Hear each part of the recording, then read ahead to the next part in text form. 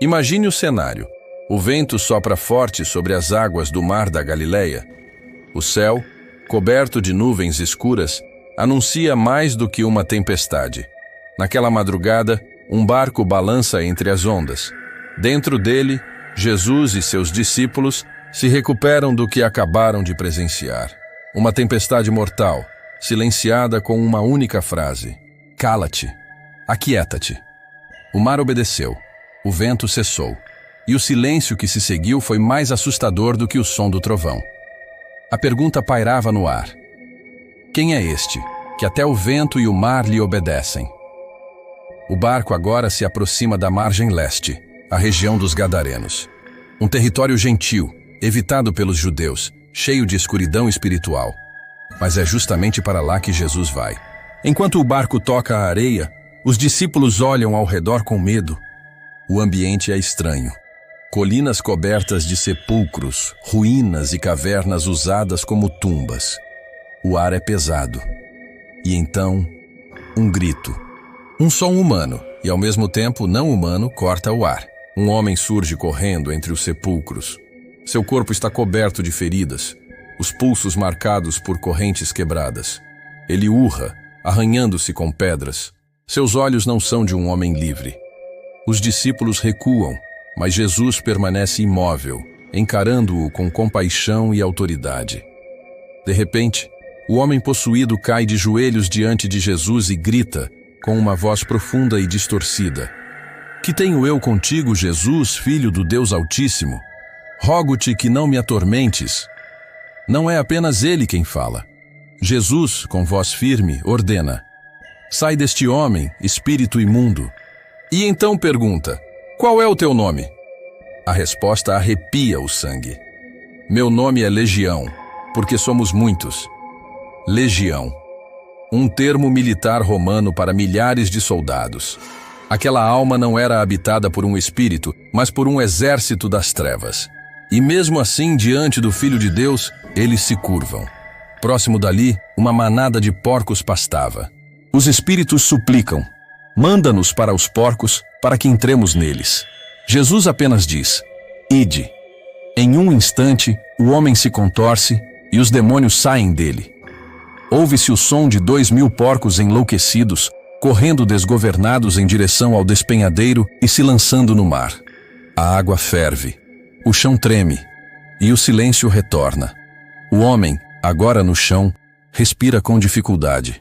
E pela primeira vez em anos, seus olhos voltam a ser humanos. Os cuidadores dos porcos fogem, aterrorizados, para contar o que viram na cidade. Enquanto isso, Jesus se aproxima do homem livre. Ele chora, cobre o rosto e sussurra: eu estou livre. Jesus coloca a mão sobre seu ombro e a compaixão em seu olhar é mais profunda que o mar. Quando o povo da cidade chega, eles veem uma cena que ninguém esperava. Aquele homem, conhecido por quebrar correntes e viver entre os mortos, agora está sentado, vestido e em perfeito juízo, aos pés de Jesus. Mas o medo toma conta deles. Eles não se alegram com a libertação, se assustam com o poder. E pedem a Jesus que vá embora. Sim, o Salvador foi rejeitado por ter libertado um homem. Jesus se prepara para partir. O homem liberto corre até ele e implora: Senhor, deixa-me ir contigo. Mas Jesus responde com ternura: volta para a tua casa, para os teus, e conta-lhes tudo o que o Senhor te fez e como teve misericórdia de ti. Aquela frase ecoa como uma missão. Jesus atravessou um mar e enfrentou uma tempestade para transformar um escravo em um mensageiro. Ele não foi chamado para seguir o barco, mas para ser uma luz onde havia trevas. E ele obedeceu. A Bíblia diz que aquele homem saiu por toda a Decápolis, 10 cidades, proclamando o que Jesus havia feito por ele. E todos se admiravam. Pense nisso. O mesmo homem que gritava entre os túmulos, agora pregava nas praças. O mesmo que aterrorizava uma região, agora levava paz. A história do Gadareno é uma declaração poderosa. Não há território que Jesus não possa pisar. Não há alma que ele não possa libertar. E não há prisão que ele não possa romper. Ele atravessou o mar por um homem esquecido. E talvez, Ele ainda faça o mesmo hoje. Talvez ele esteja atravessando o mar da sua vida, enfrentando o vento da sua dúvida, apenas para chegar até o lugar onde você grita em silêncio. Quantas vezes nos sentimos como aquele homem, presos em vícios, medos ou culpas que nos acorrentam por dentro, cercados por vozes que dizem, não há mais saída. Mas quando Jesus chega, as vozes se calam, as correntes se quebram e a alma volta a respirar. Os gadarenos não entenderam o que viram. Eles preferiram a perda dos porcos a confrontar o poder do reino de Deus. Mas aquele homem entendeu. Ele viveu o impossível e por isso nunca mais foi o mesmo. É assim com quem encontra Cristo. O passado deixa de ser uma prisão e se torna um testemunho. O nome dele não está na Bíblia, mas seu legado ficou.